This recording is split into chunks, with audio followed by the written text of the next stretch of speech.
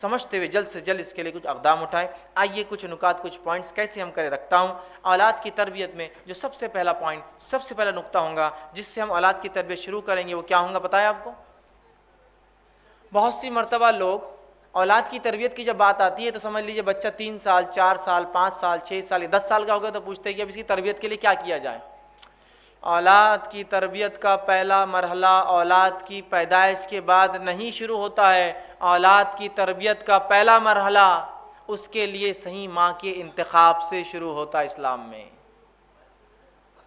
اسلام میں اولاد کی تربیت پیدائش کی بات فکر نہیں ہوتی ہے، اس کے پیدا ہونے سے پہلے اس کے لیے صحیح ماں کا انتظام وہاں سے ہوتی ہے شروع، یاد رکھیے۔ تو سب سے پہلے نیک بیوی کی تلاش یا نیک بہو کی تلاش، گھر کا اگر ذمہ دار ڈھونڈ رہا ہے تو نیک بہو کی تلاش کریں گا، خود فرد انسان ڈھونڈ رہا ہے تو وہ نیک بیوی کی تلاش کریں گا۔ سب سے پہلا کام اولاد کی تربیت میں اس کا حق ہے۔ عمر ابن خطاب رضی اللہ عنہ کے پاس ایک مرتبہ ایک نوجوان کا واقعہ ہوا کہ اس کے والد نے اس نوجوان کو کھینچ کر عمر ابن خطاب رضی اللہ عنہ کے پاس کہا، امیر المومنین میرا بیٹا میرے حقوق نہیں دیتا، میرے ادھیکار میرے رائٹس نہیں دیتا ہے، نصیحت کیجئے، واعظ کیجئے، اسے سمجھائیے۔ امیر المومنین کچھ بولنے سے پہلے اس لڑکے نے کہا، امیر المومنین 1 منٹ رکیے، ذرا رکیے، پہلے یہ بتائیے میرے والد کے مجھ پر کیا حق ہے، اس سے پہلے یہ بتائیے میرے کیا حق تھے میری والد پر۔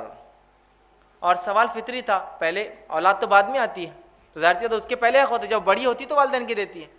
تو امیر المومنین نے کہا اولاد کا پہلا حق یہ ہے کہ اس کے لیے نیک ماں کی تلاش کی جائے، دوسرا حق یہ ہے کہ اس کا اچھا سا نام رکھا جائے، تیسرا حق یہ ہے کہ اس کی صحیح سے تربیت کی جائے، پڑھایا اور لکھایا جائے۔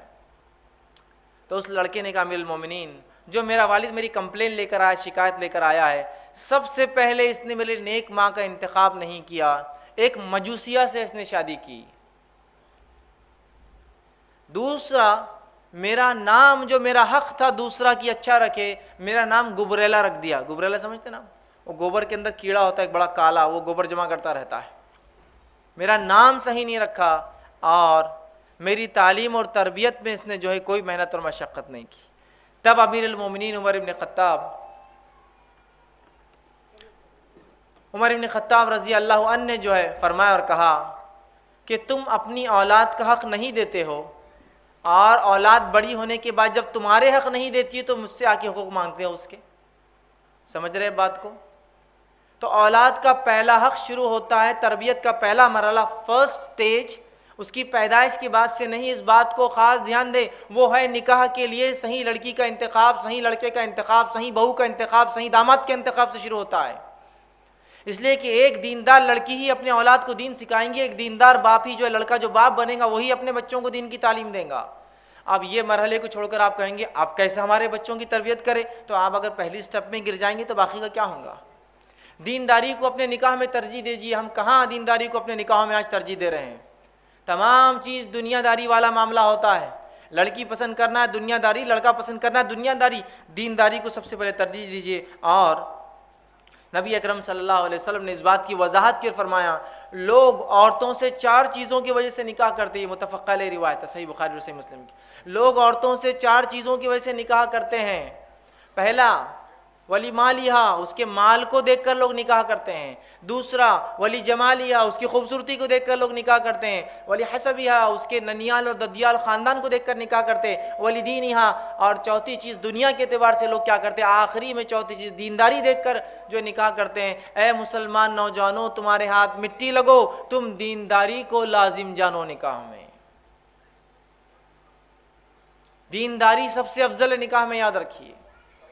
آج دینداری کو ہم کوئی ترجیح نہیں دے رہے، یاد رکھیے، جس کے نتیجے میں اولاد کی تربیت پھر کہاں سے ہونے والی ہے؟ نبی اکرم صلی اللہ علیہ وسلم نے کتنی پیاری بات کی حدیث کے اندر، اور آپ نے فرمایا، صحیح مسلم کی روایت ہے، الدنیا کلھا متاع، دنیا جمع کرنے کی چیز ہے، وخیر متاع الدنیا المرأۃ الصالحہ، اور اس میں سب سے بہترین سامان یا چیز جو ایک انسان کو مل جاتی ہے وہ نیک بیوی ہے۔ اس سے بہترین کوئی چیز نہیں ہے دنیا میں نیک بیوی سے۔ تو سب سے پہلا کام اولاد کی تربیت میں کیا کرنا ہوگا؟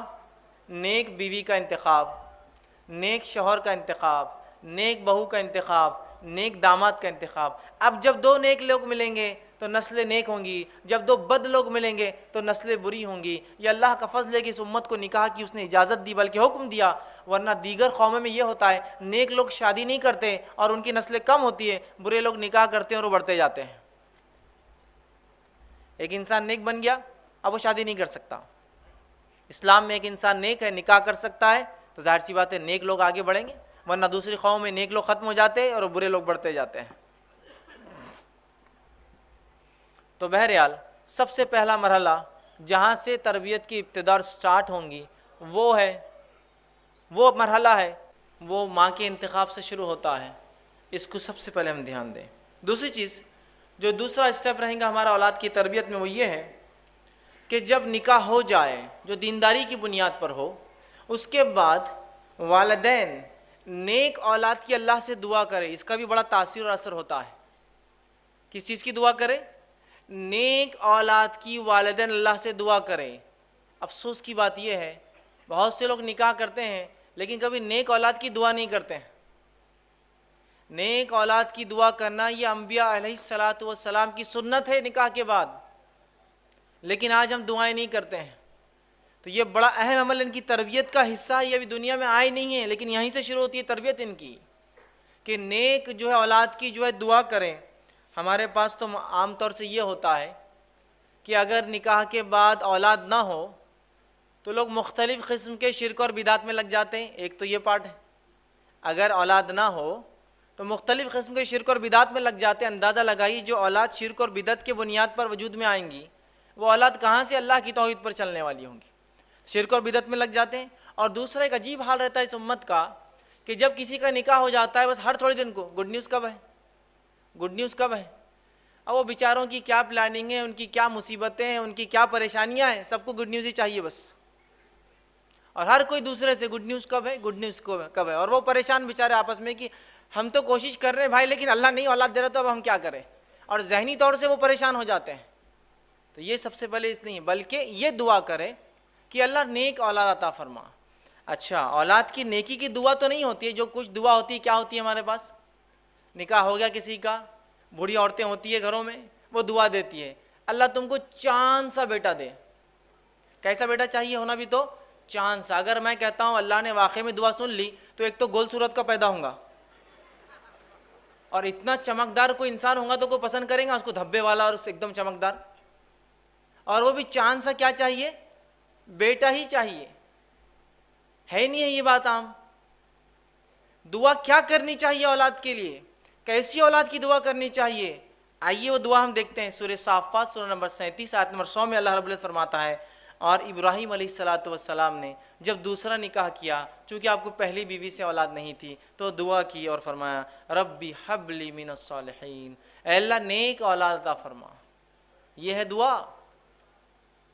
لڑکا ہو، لڑکی ہو، گورا ہو، ٹھیک ہے، یا کالا ہو، جو ہے جس طرح سے ہو، صحت مند ہو، بیمار ہو، لیکن نیک ہونا اللہ اصل ہے۔ یہ صالح اولاد عطا فرما۔ صالح اولاد کی دعا کیجئے، نیک اولاد کی دعا کیجئے، اس لیے کہ بہت سی بار اولادیں تو جو ہے ہو سکتا ہے جیسی دعا کری چاند جیسا بڑی خوبصورت ہو جائے، لیکن اگر اس میں گن نہ ہو اچھے تو کیا فائدہ۔ ایک طرف دیکھیے آپ ادھر ابو لہب ہے جس کے تعلق سے روایت میں آتا ہے کہ اسے کسی بیٹے کا نام لہب نہیں تھا، لیکن اتنا گورا چٹا تھا، عرب تھا، کہ جب خوش ہوتا یا غصے میں آتا تو آنکھ کے انگارے کے جیسا لال ہو جاتا۔ لہب آنکھ کے انگارے کو کہتے تھے، ابو لہب۔ فائدہ ہے اس کی اس گوری چمڑی کا کچھ؟ اور وہاں بلال ہے جو حبشی ہے، نسلاً جو ہے وہ جو ہے ابیسینین ہے، حبشی ہے، غلام ہے، دیکھنے کے اعتبار سے روایتوں میں آتا چپٹے ہیں، گال چپٹے ہیں، ہونٹ موٹے موٹے ہیں، کالے ہیں، لیکن بلال جنت میں جائیں گے۔ نبی اکرم صلی اللہ علیہ وسلم فرماتے ہیں میں جب معراج میں گیا تو بلال تمہارے چپلوں کی کھڑاؤں کی آواز میں نے جنت میں سنی، تو بلال جنت جائیں گے۔ ابو لہب کا تو اعلان ہو گیا دنیا کے اندر ہی۔ تو اصل چیز نیکی ہے، نیکی، نیکی کی دعا۔ تو یہ دعائیں اثر رکھتی ہے، اولاد کی تربیت کا مرحلہ ہے۔ دوسرا ہم دیکھتے ہیں ابراہیم علیہ السلام اولاد کی دعا کرتے ہیں۔ سورہ غافر سورہ نمبر 40 آیت نمبر 14 میں رب اجعلنی مقیم الصلاۃ ومن ذریتی ربنا وتقبل دعا، اے اللہ مجھے اور میری ذریت کو نماز کا پابند بنا، نماز قائم کرنے والا بنا، اولاد پیدائش سے پہلے نیک اور نماز قائم کرنے والے اولاد کی دعائیں ہو رہی ہیں۔ اسی طرح زکریا علیہ السلام نے جب دعا کی اولاد کی، سورہ آل عمران سورہ متید 38 میں اللہ نے فرمایا کہا رب ہب لی من لدنک ذریۃ طیبہ، اے اللہ مجھے نیک اولاد عطا فرما۔ تو نیک اولاد کی دعا ہو، نکاح کے لیے نیک لڑکی کا انتخاب، اس کے بعد اولاد کے لیے نیک ہونے کی دعائیں کی جائے، دوسرا اسٹیپ ہے۔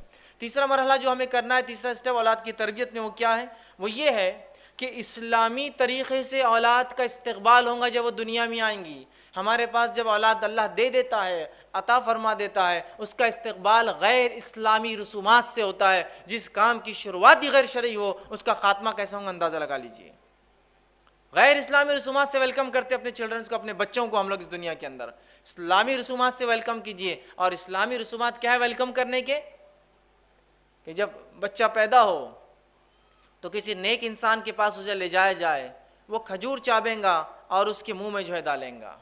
اس کے بعد جب 7 دن ہو جائے، 7 دن اسلامی اعتبار سے 7 دن ہو جائے تو 7ویں دن اس کے لیے عقیقہ کیا جائے، اس کا اچھا سا نام رکھا جائے، ٹھیک ہے، اور اس کے سر کے بال نکالے جائے اور ان بالوں کے وزن کے برابر سونا چاندی یا روپیہ تقسیم کیا جائے۔ اور ایک عمل صحابہ سے ملتا تھا، جب سر کے بال نکالتے تو دودھ میں زعفران ڈال کر وہ سر کے اوپر لگایا کرتے تھے۔ یہ سب کرنا ہے۔ اب ہمارے بچوں کا ویلکم کیسے ہوتا ہے؟ کیسے ہوتا ہے؟ ایک ہوتا ہے چھٹی 6th ڈے پروگرام، ایگزیکٹلی شریعت کے بتاوے 7ویں دن سے 1 دن پہلے ہوتا ہے، لیکن شریعت جو بتاتی 7ویں دن نہیں ہوتا ہے۔ چھٹی کی ایک کوئی رسم ہوتی ہے، آپ کے پاس پتہ نہیں الگ ہوتی ہوں گی، لیکن ہوتی ہے ہر جگہ۔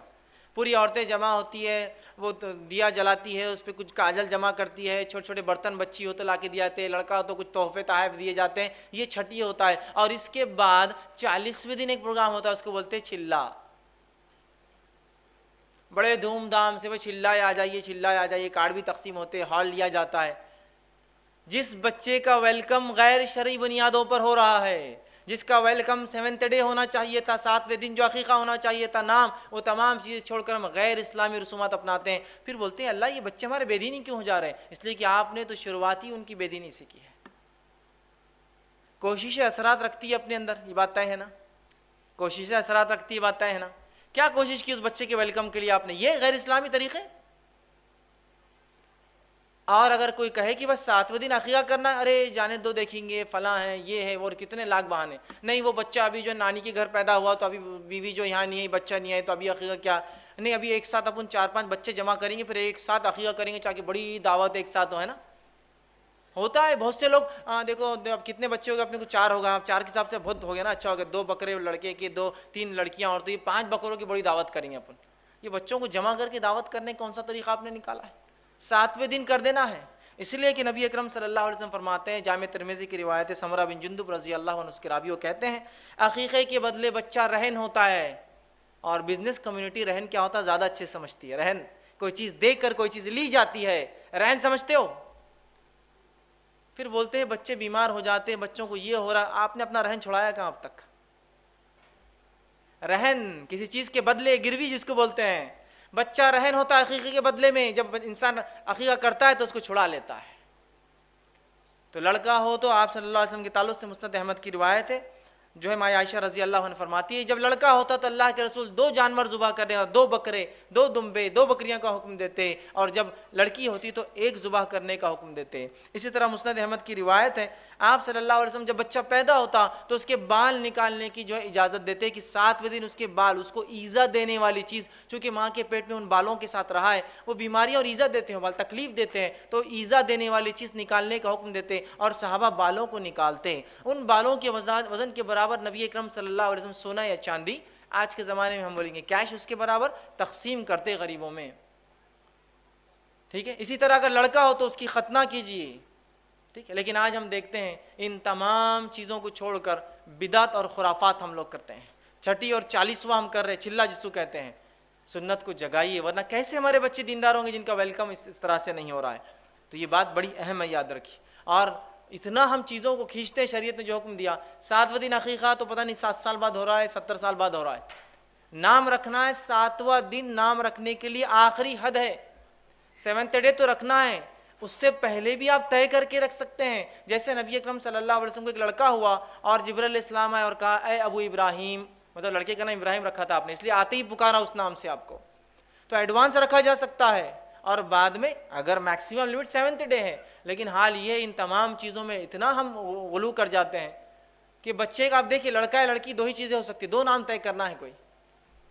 لیکن اس میں بھی ایسا معاملہ ہے کہ بچہ پیدا ہو گیا، کئی مہینے کا ہو گیا تو نانی الگ پکار رہی ہے، دادی الگ پکار رہی ہے، دادا کا لاڑا کا نام الگ، نانا کا لاڑا کا نام الگ، باپ الگ اور ماں الگ، چنو منو ٹٹو لٹو ٹنکو سب ناموں سے ہیں، سوائے اس کے کہ 7ویں دن جو نام اس کا حقیقی تھا وہ چھوڑ کر سب ہو رہا ہے.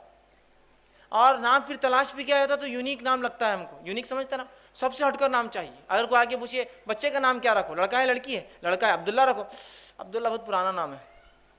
عبد الرحمن رکھو، یہ تو اور بھی پرانا دکھ رہا. پھر کون سا، اچھا محمد رکھ دو، ارے نہیں یہ نام نہیں رکھ سکتے، بے حرمت ہو جائیں گے. اچھا ٹھیک ہے سلیمان رکھ دو، یہ تو نبی کا نام یہ نہیں رکھ سکتے، ٹھیک یہ بھی نہیں، کیا رکھتے پھر؟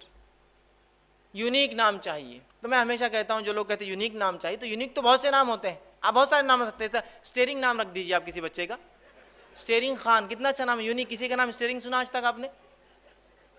ہے نا، بمپر خان، اسٹیئرنگ خان، مڈگارڈ خان، کہیں بھی نہیں ملیں گے آپ کو. یونیک ایک دم سب سے ہٹ کر یونیک نیم سے یہ پورے. نبی اکرم صلی اللہ علیہ وسلم فرماتے ہیں ناموں میں جو اللہ کو سب سے زیادہ بہترین نام، پسندیدہ نام ہے عبداللہ اور عبد الرحمن ہے. اس کے بعد انبیاؤں کے نام، ہم کو تو پسند نہیں آتی ہے کوئی نام. انبیاؤں کے 25 نام ہیں جو قرآن میں دیے گئے، اور باقی نام اللہ کے جو ہم سب جانتے ہیں جو ذاتی اور صفتی نام ہیں. کہاں رکھتے ہیں، کہاں رکھتے ہیں؟ تو ان ناموں کو رکھیے، ان کی تاثیر ہے، ان کے اثرات ہے کہ بچے کو کس تربیت کے، کس نہج پر، کس طریقے پر آپ چلانا چاہتے ہیں اس کے نام بتاتا ہے، انڈیکیٹ کرتا ہے. سمجھ رہے ہیں آپ بات کو؟ اور بچے میں وہ اخلاق نظر آنا شروع ہو جاتے بچپن سے. اگر کسی ایک بچے کا نام سلمان رکھا جائے، رکھنے کا وجہ سلمان فارسی ہے، تو بچے میں سلمان فارسی جیسے اخلاق اور عادت اتوار ہوں گے. اور رکھنے کا نام دوسرے سلمان صاحب ہے تو پھر مشکل ہوتا ہے، بچے میں وہی سب چیزیں نظر آتی، پھر بولتی ہے ایسا ٹیڑھا میڑھا کیوں ہو جاتا محفلوں میں جا کر، فلاں چیزیں کیوں کرتا. چونکہ اس کی تربیت ہی اس نام پہ ہوئی نا. نام نسبت جوڑتے ہیں نا کسی سے لے جا کر. ایک نو مسلم تھے، ان سے پوچھا گیا کہ آپ کیا نام پسند کریں گے اپنے لیے؟ تو کہا میں پسند کروں گا عبد الممیت. آپ نے عبد الحی نام تو بہت سنے ہوں گے نا، زندگی دینے والے کا بندہ. تو کہا میرے کو نام پسند ہے عبد الممیت، موت کو دینے والے کا بندہ. تو لوگوں نے کہا عبد الممیت کہاں نام رکھتے ہیں لوگ، تمہیں کیوں پسند ہے؟ تو کہا مجھے اس لیے پسند ہے کہ موت کے بعد تو اپنے رب سے ملوں گا جا کر، اس لیے عبد الممیت، موت کا دینے والا. نام رکھیے اللہ کے، انبیاؤں کے، اور جو ہے صحابہ کے نام جو بہرحال ہم رکھ سکتے ہیں. چوتھی چیز جو اولاد کا حق بھی ہے، یہ پورے حقوق بھی یاد رکھیے، نیک ماں کا چننا، دعائیں کرنا، ٹھیک ہے، اس کے عقیقہ کرنا، یہ سب حق بھی ہے اس کے، یاد رکھیے، اور تربیت کا حصہ بھی ہے. چوتھا اس کا حق بھی ہے اور تربیت کا حصہ بھی وہ یہ ہے کہ رضاعت، دودھ پلانا اس کو، یہ اس کا حق بھی ہے، یہ تربیت کا مرحلہ بھی ہے. ٹھیک، یہ بڑی اہم چیز ہے، اس لیے کہ ماں کا دودھ وہ تقاضوں کو پورے کرتا ہے جو صحت کے لیے، تندرستی کے لیے، توانائی کے لیے ضروری ہے، اور ساتھ میں وہ غذائیت بھی ہوتا ہے اس کے لیے، یاد رکھیے. اور اس سے بڑھ کر جو چیز ہوتی ہے وہ ممتا ہے، وہ ریلیشن شپ ہے، وہ محبت اور الفت جو ماں سے ہوتی ہے، جو دودھ کے ڈبوں میں وہ صفت نہیں آ سکتی کبھی، یاد رکھیے. مجبوریاں الگ چیز ہوتی ہے. اسی طرح ہم دیکھتے ہیں عمرو بن عاص رضی اللہ عنہ اپنے بیوی سے کہا کرتے تھے جب ان کے بچے کو دودھ پلاتی کہ دیکھ اپنے بچے کو ایسا دودھ نہ پلانا جیسے جانور اپنے بچوں کو دودھ پلاتے ہیں، اس لیے کہ دودھ اس نیت سے، اس محبت اور الفت سے پلانا کہ تجھ پر اللہ کی ایک مخلوق ڈیپینڈ ہے اور وہ پرورش پا رہی ہے، یہی بچہ آگے چل کے اللہ کی عبادت کرے گا اور کئی نیک کام کرے گا، اس نیت سے اسے دودھ پلانا. تو کیا تربیت ہوں گی ایسے ماحول میں ان بچوں کی جن کے والدین دینداری کو ترجیح دے رہے ہیں، انتخاب نکاح میں دینداری ہے، اولاد کی پیدائش کے لیے دعائیں ہو رہی ہے، اولاد کی پیدائش کے بعد اس کے عقیقے ہو رہے ہیں، جو احکامات پورے ہو رہے ہیں، اس کو رضاعت کا اس کا حق دیا جا رہا ہے. ان بچوں کی تربیت بہت مختلف ہوتی ہے، یاد رکھیے. آئیے پانچواں نکات جو تربیت کا وہ یہ ہے جو جب بچہ بولنے لگے. ویسے تربیت کے 3 فیز ہوتے ہیں، پہلا گھر کے اندر، دوسرا اسکول اور مدرسے والا فیز، اور تیسرا سماج والا فیز، سوسائٹی والا فیز. تو اب یہ فیز چالو ہو رہا گھر والا. اب بچہ پیدا ہو گیا، عقیقہ ہو گیا، نام رکھ دیا، ٹھیک ہے، رضاعت کا اس کا ہو گیا. اب رضاعت کے ہی عمر کے اندر کبھی کبھار بچے بولنے لگتے ہیں، یا اس کے بعد 2 سال تک بچے بولنے لگتے ہیں. اب جب بچہ بولنے لگے تو تربیت کا ایک اہم مرحلہ چالو ہو جاتا ہے. حالانکہ بچہ جب نہیں بھی بولتا ہے تو وہ تربیت پاتا ہوتا ہے، سیکھتا رہتا ہے. وہ اس اعتبار سے کہ بچے بولتے نہیں ہیں لیکن جو سنتے ہیں ان کو کیپچر کرتے رہتے ہیں، اور جب بولنا سیکھتے ہیں تو وہی باتیں بولتے ہیں جو وہ بچپن میں سنتے آ رہے تھے. بچپن میں سنتے آ رہے تھے. یاد رکھیے، یہ بڑی اہم بات ہے، یاد رکھیے. تو ان کو اللہ کا نام لینا سکھائے. اس لیے کہ نبی اکرم صلی اللہ علیہ وسلم فرماتے ہیں جس کا پہلا کلمہ لا الہ الا اللہ اور جس کا آخری جملہ زندگی کا لا الہ الا اللہ رہا، وہ کامیاب ہو جائیں گا. اب پہلا جملہ ایک بچے کا لا الہ الا اللہ کیسے ہوگا مجھے بتائیے. کیا آپ کا بچہ 2 سال کا ہوتے ڈائریکٹ لا الہ الا اللہ بول دیں گا؟ جب تک کہ وہ بچپن سے، اس کی چھوٹی عمر سے، اس کے جھولے میں جب تھا اور اس کی ماں اس سے کہتی تھی کہو لا الہ الا اللہ، اور باپ کہتا تھا بولو لا الہ الا اللہ، تو بچہ جب بڑا ہوگا وہ بار بار سنتا ہے لا الہ الا اللہ، لا الہ، ماں بولتی ہے، باپ بولتا ہے، چچا بولتا ہے، ماموں بولتا ہے، نانی بولتی ہے، نانا بولتا ہے، تو بچہ جب پہلا جملہ نکالے گا لا الہ الا اللہ نکالے گا. لیکن اب ہم کیا سکھاتے؟ بچہ بولنے لگا تو بیٹے ممی بولو، ابو بولو. ٹھیک ہے، اماں اور ابا تو بولیں گا ہی نا وہ زندگی میں، جب بات سیکھیں گا تو سب چیزیں بولیں گا وہ. لیکن اگر شروعات لا الہ الا اللہ سے ہو تو کتنی بڑی بات. یا بولو اللہ، بولو بیٹے اللہ، تو بچہ پھر سنتا ہے کہ میرے ماں باپ کچھ ابھار رہے ہیں مجھے کسی چیز کی طرف، اللہ اللہ، تو اللہ بولیں گا. ہمارے پاس تو یہ کہ اللہ تو بہت اس سے زیادہ کچھ دوسری چیزیں سنتا ہے دن اور رات، ہے نا. ٹی وی کے سامنے بچہ پڑا ہے، چھوٹا سا بچہ 2-3 منٹ ٹی وی دیکھتے رہتا ہے، اور والدین فخر سے بولتے اتنا چھوٹا لیکن اتنی ٹی وی دیکھتا، سنتا ہی نہیں ہماری. تو پھر وہ لا الہ نہیں بولتا، ہو پھر وہ کیا کیا بولتے ہوئے بڑا ہوتا ہے وہ بولنے کی ضرورت نہیں مجھے. ماں باپ کو کبھی بولتے ہیں ارے مہمان آئے تو اپنے بچے کو اندر رکھو، یہ کچھ بھی بکتا آ کر، کچھ بھی بکتا اندر کرو، کیوں تو اس نے جو سنا وہ بک دیتا ہے وہ. تو بچے ایک ریکارڈر ہوتے ہیں، ایمٹی ریکارڈر، جو سنتے ہیں ریکارڈ کرتے جاتے ہیں، ریکارڈ کرتے جاتے ہیں، اور جب بولتے ہیں وہ سب بولتے ہیں جو انہوں نے اتنے 1-2 سال میں ریکارڈ کیا ہے، بولنے لگ جاتے ہیں. سمجھ رہے آپ؟ تو انہیں اللہ کا نام لینا سکھائیے. وہ عمر سے جب 1 مہینہ 2 مہینے کا ہے تب سے اس کو ترغیب دو، بیٹا کہو لا الہ الا اللہ. تو جب وہ بولیں گا پہلی بار 12 مہینے میں یا 13 مہینے میں یا 14 مہینے میں یا 2 سال میں، تو کہیں گا لا الہ الا اللہ. بڑی بات ہے، یاد رکھیے، یہ بڑے اہم مراحل ہیں. جب بولتا ہے، ہمارے پاس تو حال یہ ہے کہ اسے توتلی زبان میں گالیاں سکھاتے ہیں لوگ. سکھاتے ہیں نہیں سکھاتے ہیں؟ ارے دیکھو ہمارا بچہ کتنی توتلی زبان میں تتے بولتا ہے. سکھاتے ہیں نہیں سکھاتے ہیں؟ اور مہمانوں کے سامنے بولو بیٹا بولو، ایک بار بولو انکل کو کیسا آپ بولتے، تو انکل کو آگے بولتا تتے. اب اس کے بعد جب بڑا ہوتا اور جب وہ صحیح زبان سیکھتا اور جب بولتا انکل کو کتے، تو پھر پتہ چلتا انکل کو کیا ہوا، اور ماں باپ کو پتہ چلتا اب کیا ہوا. ہوتا ہی نہیں ہوتا ہے. اور یاد رکھیے ایک بات، وہ لوگ خاص طور سے جو بچوں کو غلط الفاظ سکھاتے ہیں، نبی اکرم صلی اللہ علیہ وسلم کی اس بات کو یاد رکھیے کہ جو انسان کسی کی ترغیب دینے پر کوئی نیکی یا کوئی برائی کریں گا، جب تک وہ نیکی چلتے رہیں گی ثواب ملیں گا، جب تک وہ برائی چلتے رہیں گے اس کا جو ہے گناہ ملتا رہے گا. ایک معصوم بچے کو ایک گندا کلمہ سکھانا گویا زندگی بھر کا وبال لے لینا ہے، اور ایک بچے کو صحیح تربیت دے کے اچھے جملے سکھانا. تو ہمارا تو کام یہ ہو کہ ہم دوسروں کے بچوں کو گود میں لے تو کہا بیٹا لا الہ الا اللہ، تاکہ بچہ کہے انکل بھی لا الہ الا اللہ بولتے، ابو بھی لا الہ الا اللہ بولتے، مما بھی لا الہ الا اللہ بولتے، دادا بھی یہ بولتے، مجھے بولنا ضروری ہے لا الہ الا اللہ. ماحول اور سماج بنائی اس طرح سے. تو بچے کی تربیت جب بچہ بولنے لگے، اور ایک بات یاد رکھیے، ماں کی گود بچے کا پہلا مدرسہ ہے، فرسٹ اسکول ہے اس کا. وہ اسکول میں اس کو رائٹ کائنڈ آف گائیڈنس اور تربیت یا اس کی جو ہے پرورش بہت زیادہ ضروری. یاد رکھیے اگر ایسا نہ ہوا تو بہت ساری برائیاں سماج میں پھیل رہی ہیں اور پھیلتے جائیں گی. چھٹا نکات جو وہ یہ ہے کہ اولاد کے بیچ عدل کرے. اب ایک اولاد ہوئی، تربیت کا مرحلہ ہوا، سیکنڈ کے ٹائم آپ عادی ہو جاتے، پہلے سے پریکٹس ہوتی ہے آپ کو کیا کیا آپ نے کیا تھا. اب ایک سے زیادہ اولادیں آپ کو ہو گئی ہیں، تو ان میں انصاف کرے. بہت سی مرتبہ اولاد میں انصاف نہ کرنے کی وجہ سے اولاد کو آپ چاہے کتنی تربیت کریں ان کی تربیت نہیں ہوتی. کیوں؟ لڑکا اور لڑکی کا فرق، لڑکے اور لڑکے میں فرق کہ گورا لڑکا اور کالا لڑکا کسی کا ہے. 2 لڑکے ہیں ڈبل شیڈ کے اندر، ایک لڑکا بہت گورا ہے ایک لڑکا بہت کالا ہے. تو آپ دیکھیے ماں باپ فرق کرتے ہیں، عدل نہیں کرتے بچوں میں. کہاں ہے میرا گورو، آ بیٹا ادھر. تو گویا وہ دوسرا بچہ جیسا کم رنگ ہوتا ہے وہ صرف دیکھتے رہتا ہے میرا والد کیوں کرتا ہے میرے ساتھ ایسی ناانصافی. بچے بہت زیادہ غور کرتے ہیں اور بہت جلدی نتیجے نکال لیتے ہیں. یاد رکھیے لڑکا اور لڑکی کا فرق کہ لڑکی عمر میں 10 سال بڑی ہے آپ کے بیٹے سے، اور آپ اس بہن کو اس چھوٹے سے بھائی کو بھیا بولنے لگاتے ہو؟ بولتی میں 10 سال بڑی ہوں اور میں بھیا کیوں بولوں اس لڑکے کو؟ نہیں بیٹے تم کو بھائی ہے، مطلب احسان ہوا تم پر، اللہ نے کیا تم کو بھائی دے دیا۔ وہ بھائی بولیں گی اس کو، وہ بولیں گا اس کو بہن اور باجی، وہ نام لیں گی اس کا، چھوٹا ہے اس سے 10 سال، نہیں بھیا بولو، بھائی ہے نا تمہارا، رسپیکٹ کرو اس کی۔ یہ ناانصافی ہے، لڑکی اور لڑکے میں ناانصافی، لڑکے اور لڑکے میں ناانصافی، یہ اسلام میں درست نہیں ہے، پسندیدہ نہیں ہے۔ یہ ناانصافی سے اولاد کی تربیت نہیں ہو پاتی ہے، بچے نفرت کرنے لگ جاتے ہیں والدین سے۔ ایک مرتبہ کا واقعہ ہے، صحیح بخاری کی روایت ہے، نعمان بن بشیر رضی اللہ عنہ فرماتے ہیں میرے والد ایک بار گھر آئے اور کہا کہ میں نعمان کے نام پر فلاں زمین یا ایک غلام اسے دیتا ہوں۔ نعمان کی والدہ بڑی ہوشیار عورت تھی، انہوں نے کہا کہ یہ بات جب تک میں قبول نہیں کروں گی جب تک نبی اکرم صلی اللہ علیہ وسلم کے پاس چل کر آپ یہ نہ کہیں۔ وہ تینوں مل کر جاتے ہیں، نبی اکرم صلی اللہ علیہ وسلم کے ساتھ جاتے ہیں اور نعمان بھی ساتھ ہوتے ہیں۔ ان کے والد کہتے ہیں، ان کی والدہ کہتی ہے اللہ کے رسول، نعمان کے والد نے نعمان بن کو جو ہے بشیر نے جو ہے نعمان کو جو ہے ایک غلام دیا ہے تحفے میں، تو کیا یہ ٹھیک ہے؟ تو اللہ کے رسول نے فرمایا کہ تمہیں کتنے بچے ہیں؟ کیا صرف ایک ہی ہے نعمان؟ تو کہا نہیں اور بھی ہے۔ تو کیا تم سب کو غلام دے رہے ہو تحفے میں؟ تو کہا نہیں۔ تو پھر کہا میں ایسے ظلم کے معاملے پر گواہ نہیں بنتا کہ ایک بچے کو دیا یا دوسرے کو نہیں۔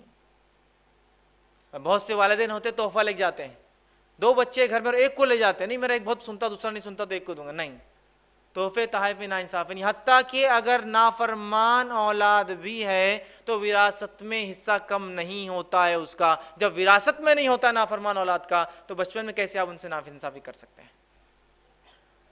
برابر تحفے لائیے، برابر سلوک کیجئے دونوں کے ساتھ، لڑکا ہو لڑکی ہو، لڑکا ہو لڑکا ہو، دونوں میں ہر انسان کی الگ صفتیں اور خصلتیں ہوتی ہیں جن کی وجہ سے کچھ آپ کو پسند ہوں گی کچھ نہیں، لیکن اس سے اولاد میں فرق مت کیجئے، بھید بھاؤ مت کیجئے۔ 7واں مرحلہ، 7واں پوائنٹ جو اولاد کی تربیت میں وہ یہ ہے کہ انہیں عقیدہ سکھائے۔ جب بچے اب بول رہے ہیں، آپ نے انہیں کلمے سکھائے، اچھی اچھی باتیں سکھائی، اس کے بعد انہیں عقیدہ اسلام سکھائے، عقیدہ اسلام سکھائے۔ اور ایسے نہیں کہ عقیدہ اسلام کو استادی سکھائیں گا، گھر میں والدین سکھائیں گے، ماں سکھائیں گی، باپ سکھائیں گا اسے عقیدہ۔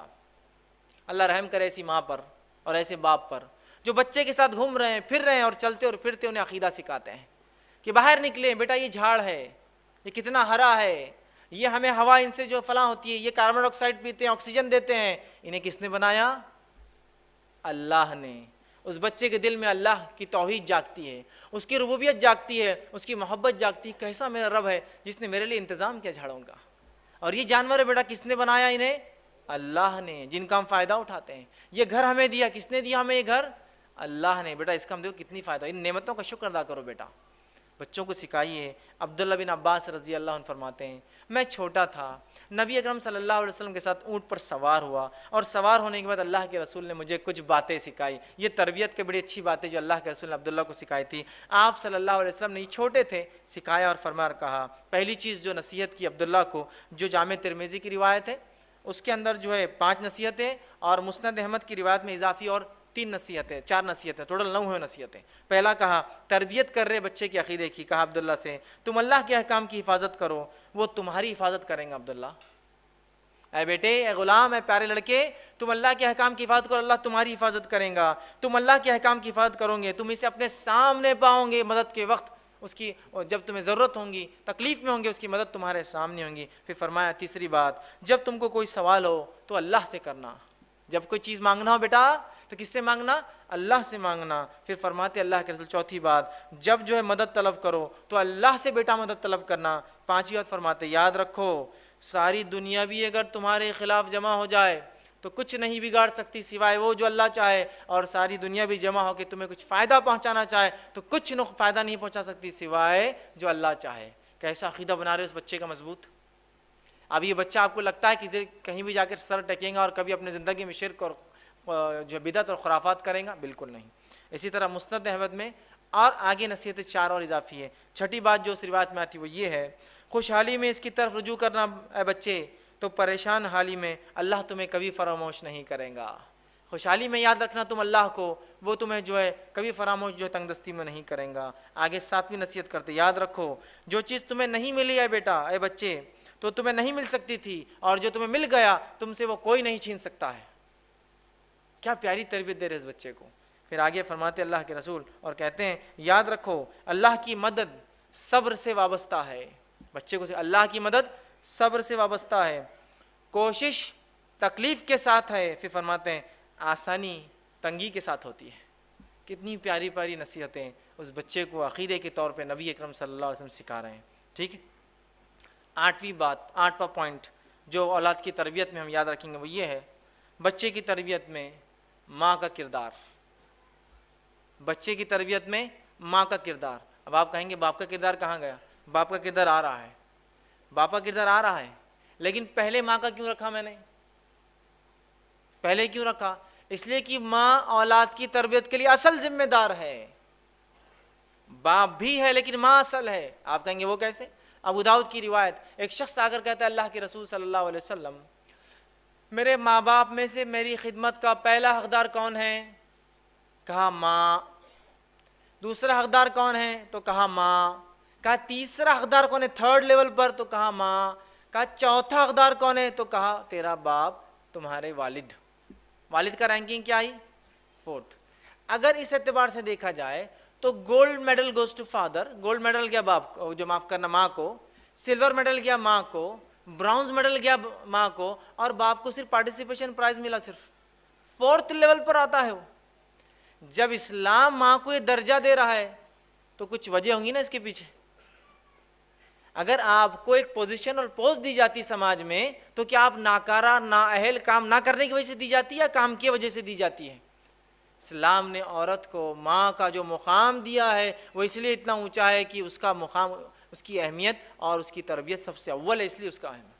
اور اسی لیے اسلام نے عورتوں کو کام سے اور تجارت سے دور رکھا, اس لیے کہ ان کو سب سے امپورٹنٹ ورک کرنا ہے سماج کا, لڑکے اور لڑکیوں کی تربیت کرنا ہے. سمجھ رہے آپ؟ اسی لیے ان کو گھر میں رکھا, ذمہ داریاں دی کمائی کی, چونکہ اسلام جانتا ہے بہت اہم کام کرنا ہے عورتوں کو.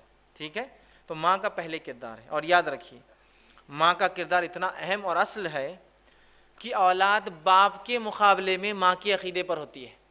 اولاد باپ کے مقابلے میں ماں کی عقیدت پر ہوتی ہے, یاد رکھیے. سمجھ رہے ہیں بات کو؟ یہ لوگ غور سے سنیں جو دینداری کو نہیں دیکھے خوبصورتی کو ترجیح دیتے ہیں. اولاد باپ کے مقابلے میں ماں کے عقیدے پر ہوتی ہے, مطلب اولاد ماں کی بات زیادہ سنتی ہے باپ کے مقابلے میں. اگر باپ کہے کہ اس گھر میں آج اس دن یہ چیز نہیں ہوں گی, وہ قائل نہیں اس چیز کا, وہ کہے کہ چلا جائے, تو وہ عورت بچوں کو بولتی بیٹا ابو آئے نا شام میں نہیں بولنا, وہ سب کرتی ہے. جب شام میں ابو آتے آج کچھ ہوا تو نہیں, بچے بولتے ابو کچھ بھی نہیں ہوا آج. بھی بولتی نہیں آپ نے نہیں بولے بات میں کیسا کر سکتی کوئی چیز. بچے سپورٹ کس کو کرتے ہیں؟ ماں کو. اب ماں دیندار ہے, باپ کتنا بھی بے دین ہو تو ماں بچوں کو تربیت یافتہ کر دیں گی. سمجھ رہے ہیں بات کو؟ تو ماں کا کردار اہم ہے. اور ماں کے عقیدے بچہ ہوتا ہے, اس کی پہلی دلیل نوح علیہ السلام کا بیٹا ہے. چونکہ آپ کی بیوی ایمان نہیں لائی, آپ کا بیٹا بھی ایمان نہیں لایا. اس لیے میں نے کہا بچے ماں کے عقیدے پہ ہوتے ہیں باپ کے مقابلے میں. چونکہ بچے اپنے دل کی بات جب باپ کو بھی کہنا ہوتا ہے, والد کو, تو کس سے کہلواتے ہیں؟ ممی آپ بولو, امی آپ بولو, والدہ آپ بولو, امی حضور آپ بولو, ہے نا؟ یہ کرتے ہی نہیں کرتے. تو بہت اہم ہے ماں کا کردار. تو عورتیں اس بات کو غور سے سنیں, آپ ایک بہت اہم ذمہ داری کے تحت معاشی ذمہ داریوں سے, اکنامیکل برڈن سے دور کی گئی ہے تاکہ آپ تربیت کریں بچوں کی. لیکن افسوس کی بات ہے آج ہماری مائیں کہاں وہ تربیت کری, ہماری بہنیں اور مائیں جو تربیت مطلوب ہے. آج تو تربیت کا یہ معاملہ ہے کہ ماں کے گود میں ایک ہماری بہن کے گود میں ایک چھوٹا بچہ ہے, اور وہ بیٹھ کے 3 گھنٹے اگر سنیما اور ٹی وی دیکھتی ہے تو کیا امید کی جائیں گی ان بچوں سے کہ یہ خالد بن ولید بنیں گے اور یہ ابوبکر اور عمر اور عثمان بنیں گے؟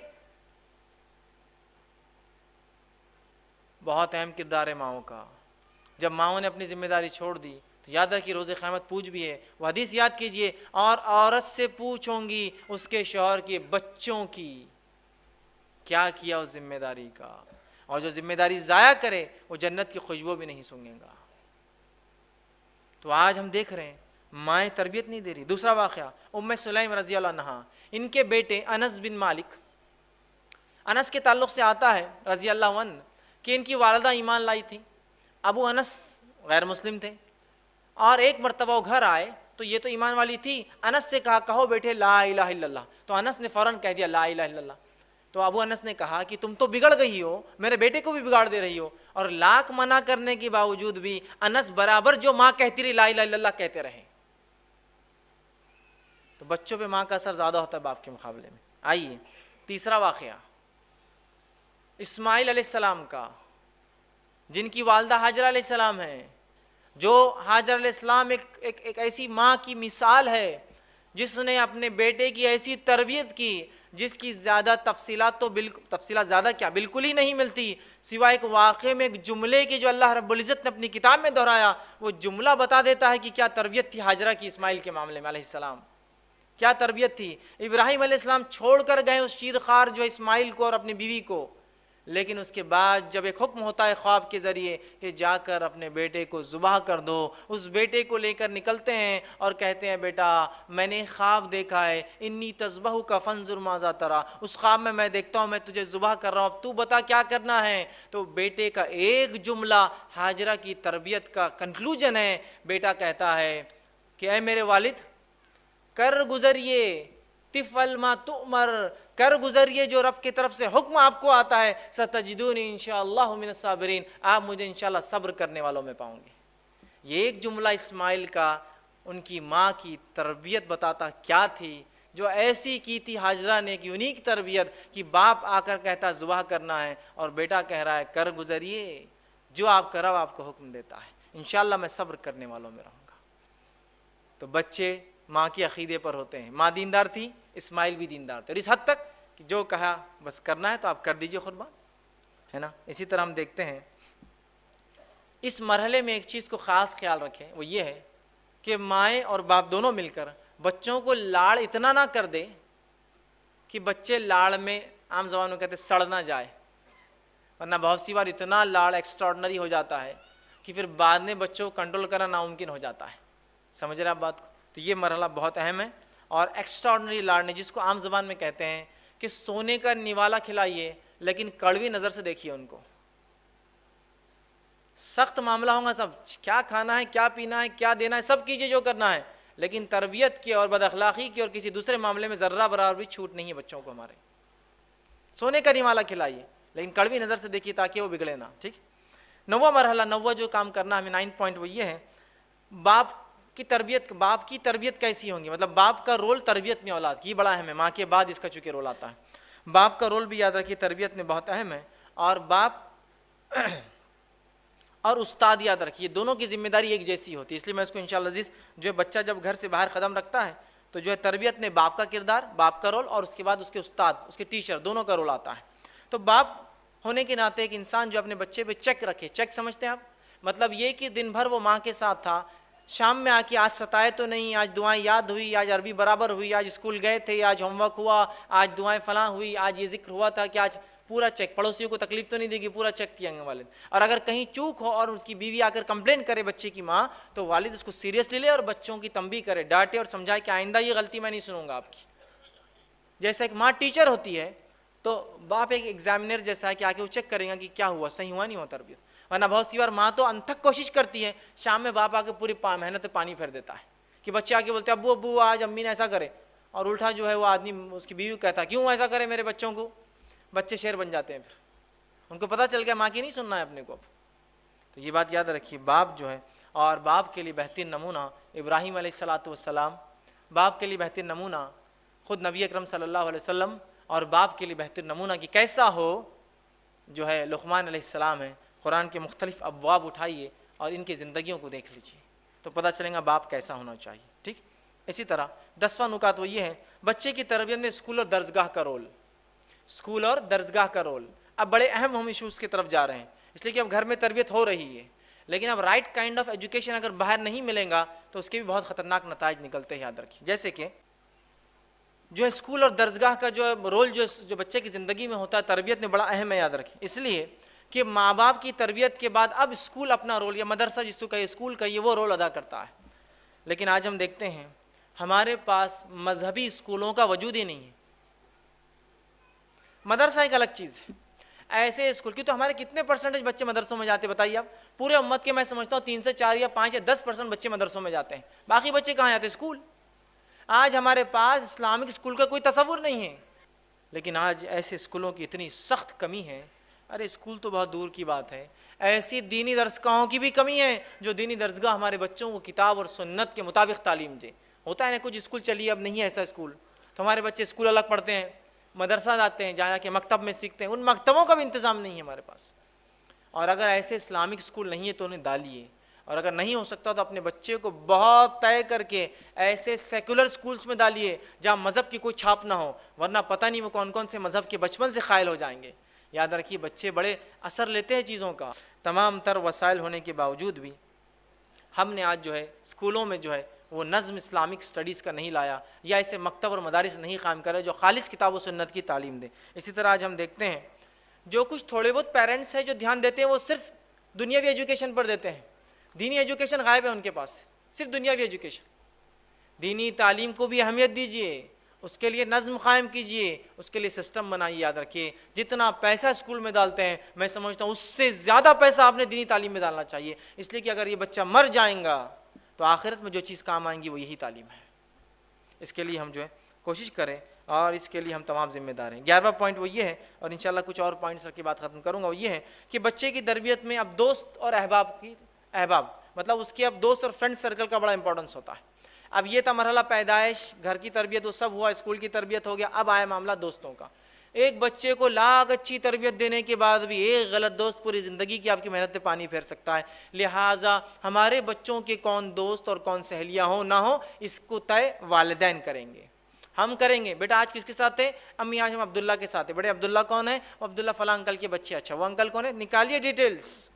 کہیں ایسا تو نہیں ہمارا بچہ حرام خور لوگوں کے ساتھ یا ایسے لوگ جو حرام خوری کرتے ہیں ان کے ساتھ یا لوگوں پہ اور انسانیت پہ ظلم کرتے ہیں ان کے ساتھ رہے، ورنہ وہ بگڑ جائیں گا. پھر تو والدین طے کریں گے بچے کس کے ساتھ رہیں گے. اس لیے کہ نبی اکرم صلی اللہ علیہ وسلم کی حدیث ہے جو الایمان میں علامہ ابن تیمیہ لے کر جنہوں نے اس حدیث کو لایا ہے، جو کہ ناصر البانی رحمہ اللہ نے اس کو حسن درجہ دیا. آپ نے فرمایا کہ اللہ کے رسول نے آدمی اپنے دوست کے دین پر ہوتا ہے، لہٰذا تم میں سے کسی کو بھی اس چیز کا خیال رکھنا چاہیے کہ کس سے دوستی کرتا ہے.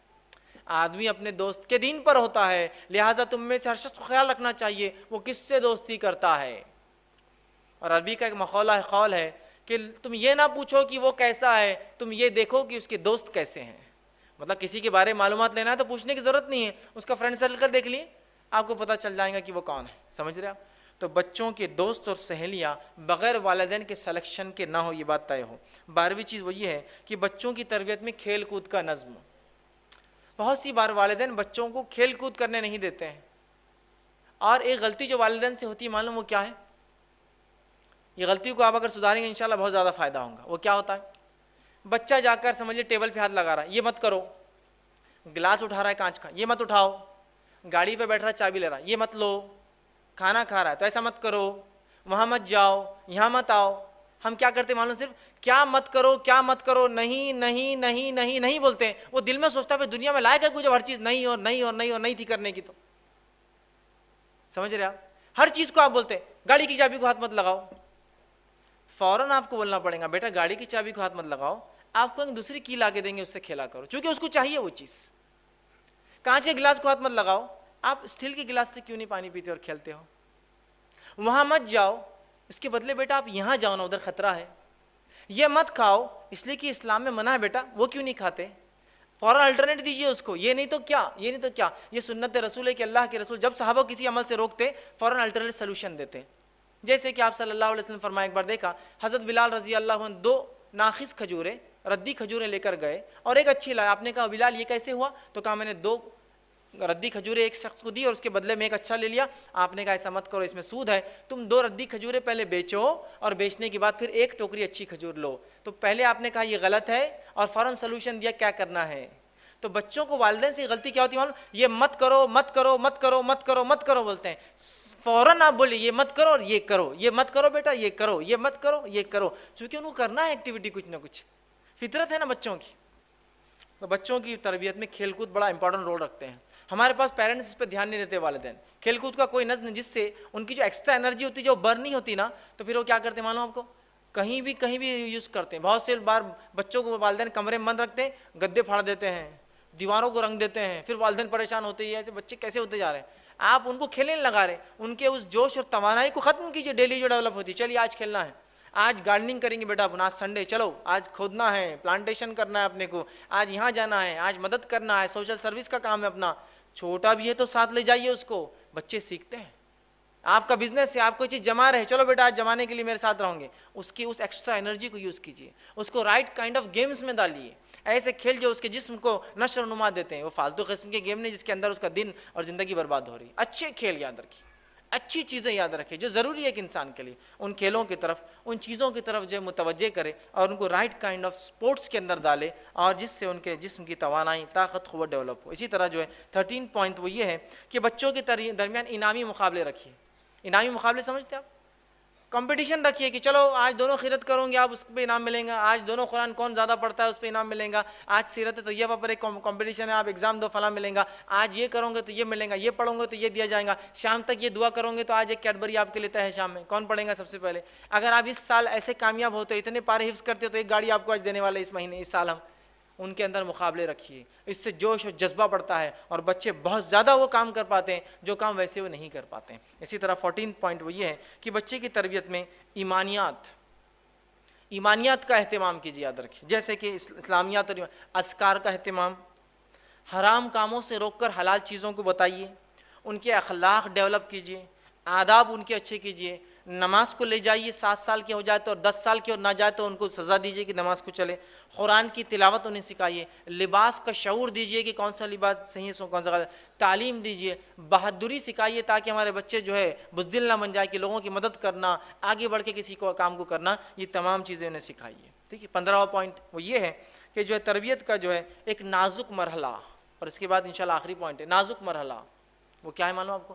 جب بچے اب ہمارے کالج جانے لگ جاتے ہیں، یہ بہت نازک مرحلہ ہوتا ہے۔ اب یہ کیا ہو گیا ہے کہ اسکول کی تعلیم سے نکل گئے اور اب یہ سماج کے اندر چلے جاتے ہیں، کیونکہ کالج میں ویسی تعلیم نہیں ہوتی جو اسکول میں ہوتی ہے، جہاں کیئر ٹیک کیا جاتا ہے، کالج میں جو کرنا چاہے کرے، جو اچھا ہے وہ اچھا کر لیتا ہے، جو برے ہے وہ برے کام کرتے ہیں نا۔ تو اب کالج کا مرحلہ بڑا نازک ہوتا ہے، اس معاملے میں باپ اور ماں بچے کے دوست بن جائے۔